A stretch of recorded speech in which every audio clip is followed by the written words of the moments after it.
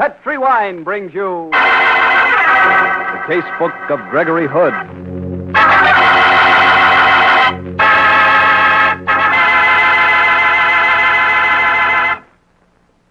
Tonight, the Petri family, the family that took time to bring you good wine, invite you to listen to the story of The Sad Clown, another exciting adventure from the Casebook of Gregory Hood. And from the recipe book of Petri Wine comes a wonderful suggestion for dessert. Serve canned peaches in Petri California Muscatel. Believe me, there's a perfect combination for you. Juicy, sweet, golden peaches with the perfect wine for peaches, Petri Muscatel. And talk about easy to fix. It's simple. Open a can of peaches and boil down the juice till it's slightly thickened. Then mix that syrup with twice the amount of Petri Muscatel, pour over the peaches, and chill for 2 hours. And wait till you taste that dessert. It's absolutely delicious. Of course, it would be with Petri Muscatel, because Petri Muscatel is something special in wines. It's a clear golden wine with a full, rich flavor that's wonderful with peaches or any kind of fruit. And remember, you can serve Petri Muscatel proudly, because those 5 letters, P-E-T-R-I, spell the proudest name in the long history of fine wine, Petri.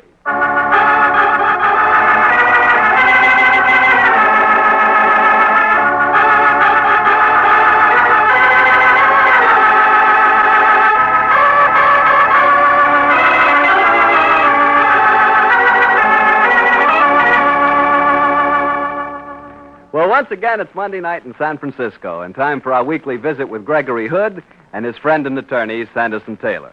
Tonight, our rendezvous is at Greg's apartment, high on Nob Hill, overlooking the Golden Gate. Let's join him there, shall we? Well, hello, Harry Bartell. Evening, Mr. Taylor. I won't ask you where Greg is. I can hear him. He's working on some ideas for his new suite. I hate to disturb him. Oh, nonsense. He's expecting you. Come along in.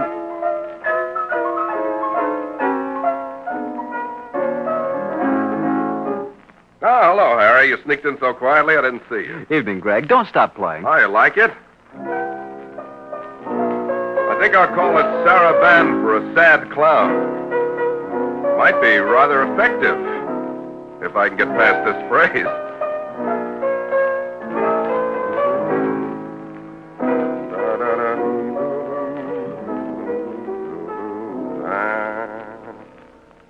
Oh, darn it.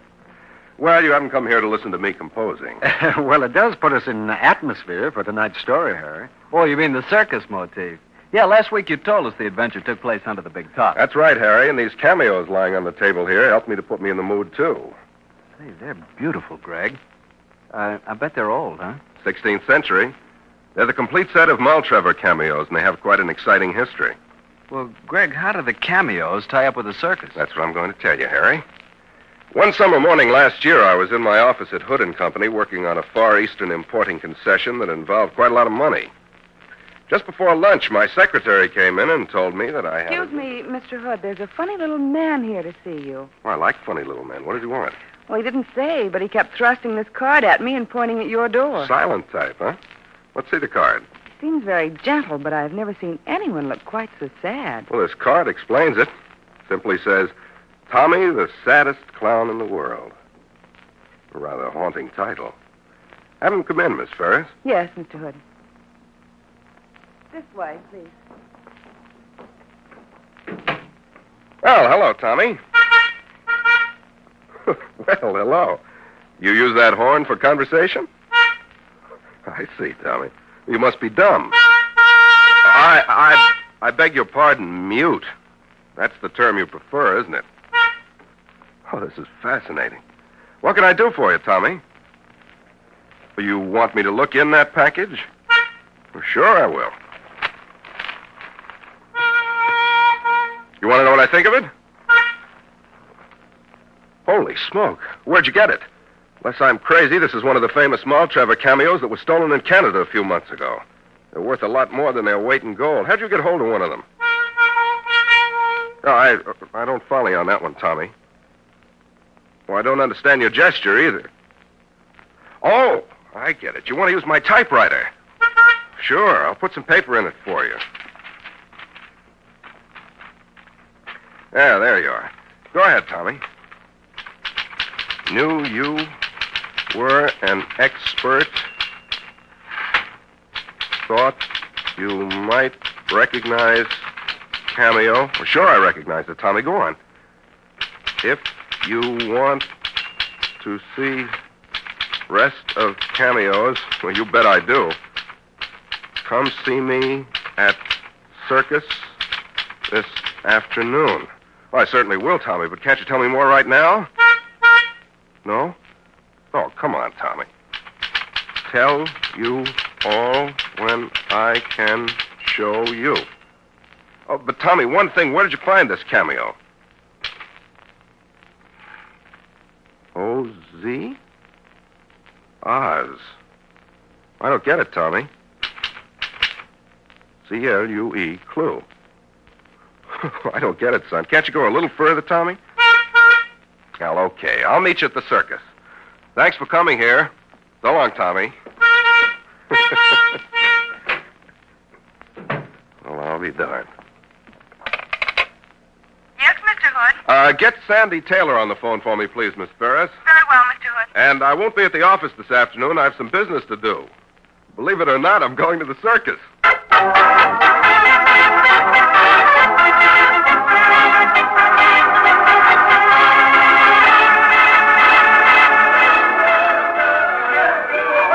At first, I thought you were crazy when you insisted on my coming to the circus with you, Greg, but now that you've told me the story, well, I'm practically speechless. A rare condition for an attorney. But speechlessness certainly cued me into this business. In spite of his affliction, Tommy got the story over very clearly. You're sure the Cameo he showed you is one of the stolen Maltravers sets? I was nearly positive, but I took it to Dick Gump before I came out here and had him confirm my opinion. uh-huh. The Cameo is one of a set of 12, and they're extremely valuable. There's a big reward offered for them. Well, how the devil would a mute circus clown get a hold of a valuable cameo like that just now? I think that wouldn't be hard to dope out. These cameos are stolen goods. They came across the border from Canada. A circus would offer wonderful possibilities for smuggling stuff past customs. Yes, it would. Never thought of that before. Nor did I. Until sad Tommy came to see me this morning. Oh, do you want to see the program? Oh, yes, thank you. You know, Greg, I've never gotten over my boyhood passion for circuses. Nor have I. That's it. Oh, by George, Greg. What? I presume you've taken a gander at this well-proportioned lady on page 3? No. Ah, she's stunning. Madame Belinda, Queen of the Snow Leopards. Snow leopards. Now, that rings a bell somewhere. I'd say she'd be enough inducement to bring you to a circus, even without the problem of stolen cameos. Sad clowns.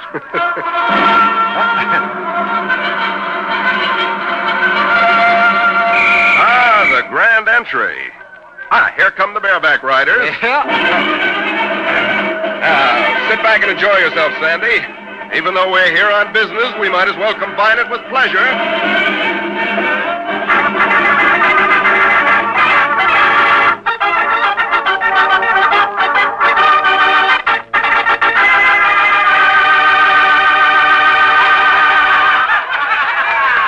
Here come the clowns, Greg. Keep your eye on my little friend Tommy. Even though he can't talk, I hope he's going to give us the clue to a mighty big secret. I think that's him now. Hard to tell in clown's makeup. Yes, it is. Oh. See that little horn hanging around his neck? Uh-huh. That's the one he used in my office this morning. He's got a wonderful sense of pantomime, hasn't he? Uh-oh, he's turning in front of our box. Yeah, and he's lifting the horn. I think he's going to signal me. Hello there, Tommy. He's a funny little guy, isn't he? Oh, the children are crazy about it.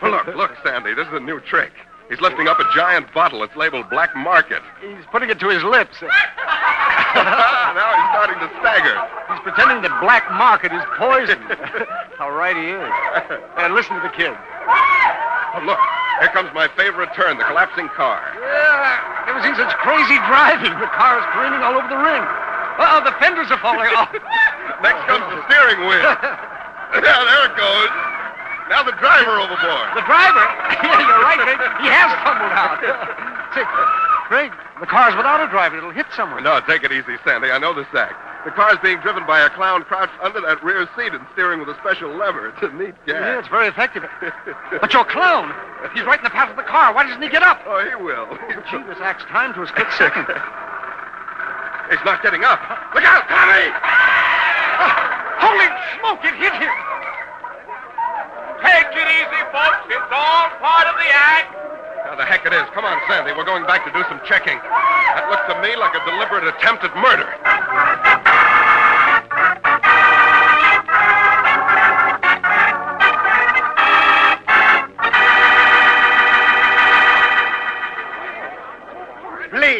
Please, all of you, step away from the body.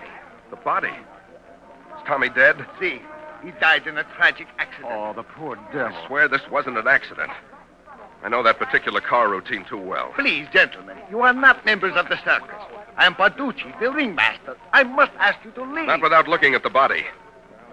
See, Tommy was a friend of mine. He came to me on business this morning, important business. Yes, and that business might well tie in with his death, if it does prove not to be accidental. Very pertinent point, Signor Barducci. You'd better let me look at the body, I think. You don't want the circus to be involved in scandal, do you? Scandal? What do you... Who are you, gentlemen, please? My name is Gregory Hood, Hood Importing Company. My friend here is Sanderson Taylor, my attorney. An attorney? Very well. I will allow you to see poor Tommy. Now, out of the way, please. Out of the way. Out of the way. There he lies, my friend. We carried him in on that stretcher. Has a doctor seen him yet? No, we have sent for one, but we know he is dead. Sure he's dead. But I don't think the car injuries account for it. He doesn't look badly mangled. His right leg's a little crushed and one arm's hanging loose, but... I think that he dies of heart failure, Signor. Tommy did not have so good a heart. Yeah? Well, Signor Barducci, I don't think he died of heart failure. Who was the driver of the car that hit him? The hidden driver who was lying in the back seat. How do you know our trick, Signor? Well, that isn't important now. Who was the driver? Hans Monheim. Well, where is he? He might be able to throw some light on that. Hans! Yeah? Yeah, somebody want me? Yes, I do, Hans. You were driving the car that hit Tommy? Sure I was, but it couldn't have killed him. Didn't hit him hard enough. That's what I'm thinking. Tell me, how long have you and the dead man been doing this comedy car routine together? Oh, a year now, ever since I joined the circus in Canada. Right? When you made that last swerve towards him as he was lying on the ground, you expected him to jump up, didn't you? Why, sure I did, mister. That's the way we had the act figured out. We've done it a couple of 100 times that way. It works in seconds, you know. As soon as I realized that something was wrong with Tom, I swerved and jammed on the brakes. But I couldn't help hitting him. Well, how do you account for the fact that tonight he didn't spring out of the way when you expected him to? Well, I think it must have been his ticker. Tom had a bad heart, you see. That is what I tell you, Signor. And now, please, I must I'm ask sorry, you... but I can't leave. Barducci, what is this? They said Tommy is dead. See, Belinda. Tommy is dead. Oh, let him see him. What do you mean? I'm a recent friend of Tommy's, Madam Belinda. We're trying to find out how he died. But they said the car hit him. Yeah, that's right, Belinda. But that didn't kill him. His ticker simply gave out. Oh, poor Tommy. He was so sweet and so sad. In all the years I've known him, I've never seen him smile. And now in death, he lies there, sadder than ever. Does he, though? That's what was worrying me. Sandy, give me a handkerchief, will you? Uh-huh, sure, Greg. Here you are. What are you up to? The clown's grease paint is laid on pretty thick. It looks as if he's still sad. But there's something about the mouth. I wonder... What are you going to do, Signor? Wipe off some of this makeup. No, leave him alone. He's dead. Belinda, it is time for your entrance. The music is commencing. I must But announce this you. man... There. See what it does when I remove the makeup from around his Let me fingers? see that. Oh, great Scott! His mouth's frozen into a ghastly smile. Yes. And that smile is characteristic of a certain kind of poison. Strychnine.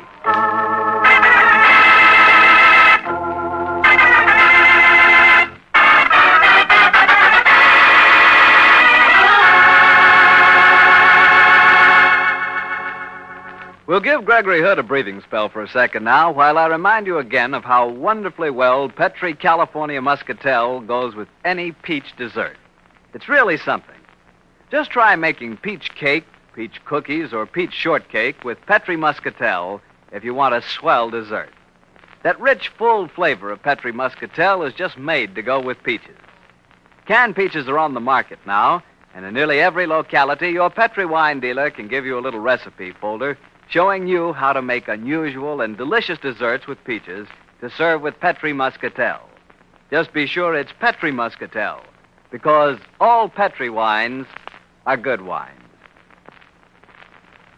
Well, Greg, this is quite a story. The saddest man in the world died in full view of a crowded circus, huh? He did, Harry. But there was a violent difference of opinion as to the cause of his death. So I gathered. Some people thought it was the car accident that killed him, others that he died of heart failure, and you thought it was strychnine poisoning. Yes, Harry, as soon as I saw that ghastly smile on his face. You know, Greg, when you said it was poisoning, I had a sudden hunch. Well, good for you, Harry. What was it? Well, and I'm probably leading with my chin, I had a hunch that the poison was placed in that large fake bottle marked Black Market. You said the dead clown raised it to his lips just before he keeled over. Harry, you have a good sleuthing. That's a perfectly logical assumption, and it was the same logic that I followed. The police hadn't arrived, so I sent for that fake bottle, and while I was waiting for it, Sandy and I stood guard over the bottle. Oh, Greg, it's pretty horrible, isn't it? What we thought were comedy antics. Clowns staggering along in the ring. They were really the dying convulsions of a man poisoned with strychnine. Yeah, that's the way it adds up to me. Yeah. And you think the poison was administered in that big bottle he raised to his lips? Well, that's the way it would seem, and yet it's such a clumsy way of committing murder. The last person to hand that bottle to the dead clown would be the obvious suspect. But of course, the motive for murder would be that the dead man had latched on to the fact that somebody in the circus had smuggled those cameos into the country. And therefore, Tommy had to be silenced. It could be, Sandy. Incidentally, I guess you noticed that Hans Mannheim, the man who was driving the car, joined the circus in Canada. Yes, and the cameos were stolen in Canada. I also noticed something else, Greg. And what was that? Madame Belinda seemed mighty anxious that you didn't wipe the grease paint off the dead man's face. Yeah, but that might be a perfectly natural reaction in a person seeing you about to experiment on a dead friend's body. Ah, here comes Signor Parducci. Here, Signor. This is the big bottle. See for yourself. It is as I tell you. The bottle is empty. It has always been empty. Thank you, Signor. It's not only empty, but there's a strong musty smell. Yes, Signor, I'm sure this bottle's been empty for some time. Then if the poison wasn't in this bottle, how was it administered? That's what we have to find out, Sandy. That particular poison often doesn't act in under 15 or 20 minutes. Signor Parducci. Yes? Did the dead man share a dressing room with the rest of the clowns? No. He was our principal clown. He had his own dressing room. Ah, may I examine it? See, it is behind the leopard cage. You can't see it from here. The room with the yellow door. Oh, yes, thank you. Come on, Sandy. The police will be here any moment. I have the greatest respect for them, but we're already 2 jumps ahead. We might as well try to make it 3.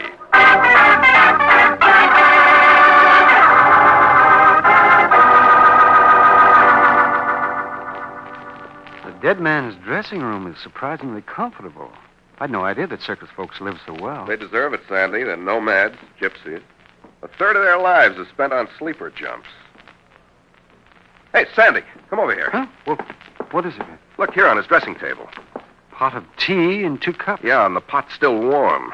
This is probably the answer, Sandy. To the poisoning? Yeah, I'd say the strychnine was administered in the tea. Tannic acid retards the action of strychnine. That's why it didn't take effect on him until he was in the ring. One of the cups is empty and the other hasn't been touched. The untouched one being the murderer's. But who sat and had tea with him here? Well, we know the murderer sat here, in this chair that's in front of the untouched cup of tea. Uh-huh. Hey, look. See these long hairs sticking to the upholstery? Yes. They might give a clue to the murderer's identity. Could be. Long hairs might suggest leopards. And leopards would suggest Belinda. I wonder if... Lieutenant Silvers. Hello, Mr. Taylor. Hiya, Greg. Hello, Stan. I'm glad you're on this case. So am I. Oh, Greg, I guess you're a few jumps ahead of me. The police surgeon just examined the body. It's strychnine poisoning, all right. Have you figured out how it was given? Well, I'd say it was given in this pot of tea. Okay. I'll have it analyzed. Now, while you're doing that, Stan, there's another important check you can make. Yeah, what is it, Greg? The murderer sat in this chair. There are some long hairs on it. Look for yourself. Uh-huh. I'm pretty sure they aren't human hairs. I suggest you rush him to the Fleischacker Zoo and have them examined. Okay. I think the result of that test will probably give us the answer to the killer's identity.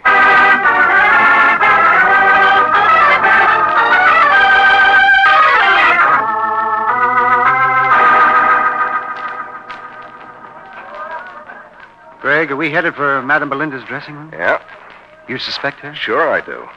And it all ties in with the clue that Tommy spelled out on the typewriter this morning. You mean about those two letters, O-Z? Yes, Sandy. I couldn't figure it out at the time, but Tommy added the typed fact that it was a clue. I was still confused until I saw the circus program tonight and read about the snow leopards. Yeah, but I still don't get it. What do the two letters O-Z have to do with snow leopards? Well, Tommy said it was a clue, Sandy. What abbreviation does O-Z suggest? O-Z? Well, that's the abbreviation of the word ounce. Check. And the word ounce is another name for a snow leopard. Then that would seem to prove that Madame Belinda, the trainer of snow leopards, is the smuggler of the cameos? Very possibly. You know, maybe we can make a time check on her. The still warm pot of tea would prove that the poison was administered not more than 20 minutes or so before Tommy died in the ring. Yes. Oh, here. Here's Belinda's dressing room. Yeah. Well, we'll soon find out. Who are you looking for? Madame Belinda. She ain't here. She's out in the ring. What did you want? Well, some information. Are you her dresser? Yes, I am. Well, tell me, were you with her about a half an hour ago? No.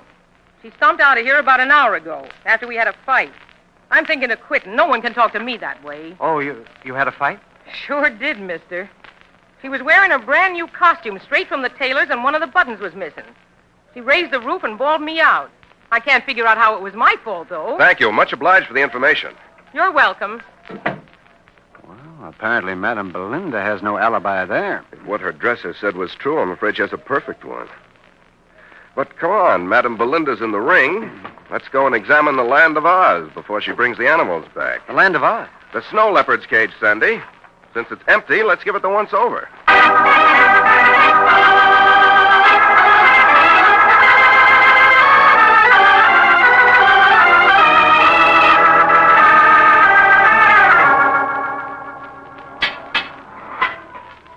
Say, Greg, what? There's someone in the back of the cage. Yeah. What's one of the clowns? Who are you? I'm Happy Mac. What are you doing in this cage? It isn't part of your act. What business is it of yours, pal? I'm a friend of Tommy's. I'm investigating his murder. You a cop? No. What's your name? Gregory Hood. Oh, I've heard of you. Look, Mr. Hood, perhaps it'll save a lot of explanation if I show you my wallet. Here. There's some identification there. Oh, so you're a Canadian private detective, eh? Private detective? Then you're only disguised as a clown. Sure. I was hired in Montreal to track down the Maltrevor cameo. So? Let's join forces. We're on the same trail. Who do you suspect? Madame Belinda. You see, I've been watching the dead clown Tommy around this cage. When he got killed in the ring just now, I figured it tied in with Belinda and Tommy's interest in the cage. So I came here and did some snooping. Did you spot anything? I sure did. Come and look in this tackle box in the corner. Now, get a load of that. The missing cameos.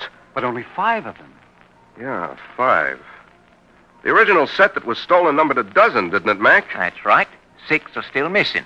I figure Belinda's been getting rid of them one by one as the circus traveled down from the border. Too bad I couldn't have nabbed her before. Then she poisoned Tommy because he'd spotted her secret. Sure, that's the way it must have been. And yet I Oh, wait. Here comes Madame Belinda now. Yeah, and the big cats are with her. You better get out of here, but fast. What are you men doing in the cage? Just taking a look, see, Belinda? And we found plenty, too. Enough to send you to the chair. You stole the cameos, and you poisoned Tommy. I killed Tommy? Why, I turned the animals on you. Jason! Bella! Greg, I wish I had a gun. So do I. Madame Belinda, call your animals off. I will not. Yes, you will. I've got you covered. Inspector Silvers. Oh, Silvers. I'm mighty glad to see you. Call off your animals, madam. Back, Jason! Back, Oh, that was a close one. Did you get a report on those hairs I found on the killer's chair stand? Yeah, Greg, you were right. They were hairs from a snow leopard. They were. Swell. Now I know who murdered Tommy. Sure, it was Madame Belinda. That's what I figured. Madam Belinda, you're Take under... it easy, Stan. You could arrest her for robbery and maybe for attempted murder if snow leopards can be considered lethal weapons. But if you want Tommy's murderer, arrest this man, Mac, the Canadian private detective.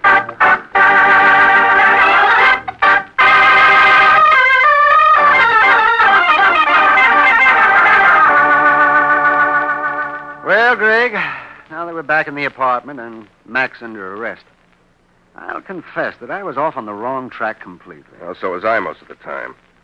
But as soon as Stan told me that those hairs were snow leopard hairs, then I knew it wasn't Madame Belinda. And that's when I was certain it was her. Sandy. Remember, she was dressed in a brand new uniform straight from the tailor's, and she hadn't started her act when Tommy died. So she couldn't have had the hairs on her costume. Then Mac planted them on the chair, planning to frame her. Sure. And by his own admission, he'd been searching the cage. He had every opportunity to obtain the hair. Well, wait a minute, Uncle. Let me get this straight. Now, he poisoned Tommy the clown because Tommy had discovered the stolen cameo? Check. And Tommy undoubtedly saw the original 12 cameos. Sure, and Mac killed him. Double check. Then he tried to frame Belinda by placing those hairs on the chair. Then he planted the 6 cameos in a very obvious spot in the leopard's cage, knowing Belinda would be the logical suspect. Yeah, but the cameos, Greg, why were there only 6 of them? Well, there's a neat slant on that one. Mac was engaged as a private detective on the case. He was right about that. He tracked down the 12 cameos, all right. Which Madame Belinda had stolen. Yes, but he played both ends against the middle. He pocketed 6 himself, then said Belinda had disposed of them. Oh, a fact that she wouldn't have been able to disprove. Then he was going to go back to Canada with half the collection to claim the reward. His return would cast all suspicion away from him. And he'd have disposed of his 6 cameos on the side. Right. As dirty a combination of murder and double-cross as ever I tangled up with. Oh, dear. And poor, sad Tommy got killed because of his curiosity. Yeah, poor little devil. I'll tell you one thing, Sandy. Huh? What's that? I'm going to Montreal as soon as these cameos are returned to their rightful owner. You're going to buy them? You bet your life, Sandy. But this time they'll be crossing the border legally as the property of Gregory Hood and Company importers.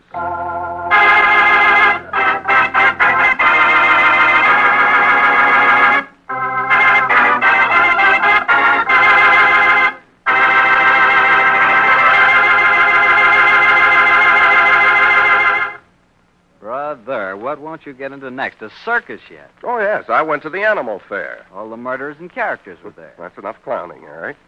But it was interesting, that we can say. That we can. Hey, Greg, it was too bad you had to miss the act with the snow leopards. Yes, it was. That sort of thing appeals to the aesthetic in me. So many things do. Pardon me, what was that you said? I said so many things do. Well, sure, I'll admit it. That's the way I am. Not me. I'm different. You're telling me. I found just one thing to please the aesthetic in you. Petri wine. That's right, Greg. Harry, the floor is yours. Well, that's the wine I want to talk about, Greg, because you know Petri wine is wonderful, honestly. It should be. The Petri family has been making wine for generations now. The art of making fine wine is a heritage in the Petri family, passed down from father to son, from father to son. All those years of experience and knowledge go into making Petri wine, so it's no wonder Petri wine is so good. And it's no wonder the Petri business has grown until today the Petri family is America's largest independent winemaker. Yes, the making of Petri wine is a family affair. And the Petri family has every intention of keeping it just that. So you know the name Petri on a bottle of wine is more than a trademark. It's the personal assurance of the Petri family that Petri wine is and always will be good wine. Well, Greg, which story out of the casebook are you planning to tell us next week? Next Monday, I'm going to tell you about one of the strangest adventures that Sandy and I ever had. It concerns a strangled dancer, a somewhat bewildered businessman, and a cryptic message from beyond the grave. A message that proved to give the clue to murder. See you next Monday, Harry.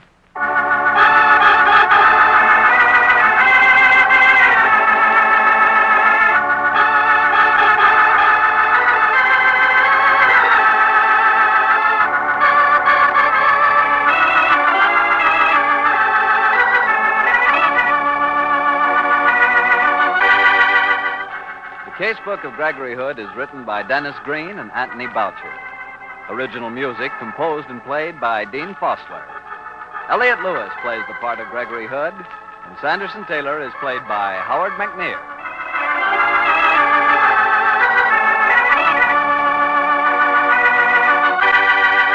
The Petri Wine Company of San Francisco, California, invites you to tune in again next week, same time, same station. The Casebook of Gregory Hood comes to you from our Hollywood studio. This is Harry Bartell saying goodnight for the Petri family. For a solid hour of exciting mystery dramas, listen every Monday on most of these same stations at 8 o'clock to Michael Shayne followed immediately by the Casebook of Gregory Hood. This is the Mutual Broadcasting System.